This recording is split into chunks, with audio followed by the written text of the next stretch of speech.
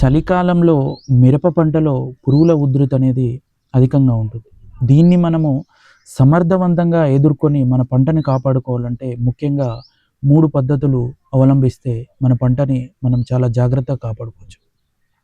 ఇందులో మొదటిది, మన పంట మీదకి దోమలు గానీ, పురుగులు గానీ ఎక్కడి నుంచైనా వలసగా వస్తాయి. అలా రావడాన్ని మనము పొలం చుట్టూ రక్షక వలయంలాగా రక్షక పంట ఏదైనా వేసి ఆపినట్టు ఏదుంటే అక్కడనే మనము మన యొక్క పొలానికి వచ్చే పురుగుల ఉధృతిని 50% ఆపొచ్చు. తర్వాత ఒకవేళ చేనులోకొచ్చినా మనము చేనులో నీలిరంగు అట్టలు, పసుపు రంగు అట్టలు పెట్టడం ద్వారా అక్కడొక 30% ఆపొచ్చు. ఇంత కాకుండా ఒకవేళ పురుగనేది మన యొక్క మొక్క పువ్వులోకి గనుక రావడానికి అవకాశం ఉన్నా గానీ, మొక్క పువ్వుని మనము ఒక 10,000 పీపీఎం వేప నూనెతో గనక ముందుగా స్ప్రే చేసినట్టయ్యేదుంటే, అక్కడికి కూడా వచ్చినా గానీ దాన్ని నష్టపరచకుండా ఆపొచ్చు. కావున రైతు సోదరులు ఈ విషయాలను గమనించి తమ యొక్క మిరప పంటను కాపాడుకోవాల్సిందిగా కోరుతున్నాం.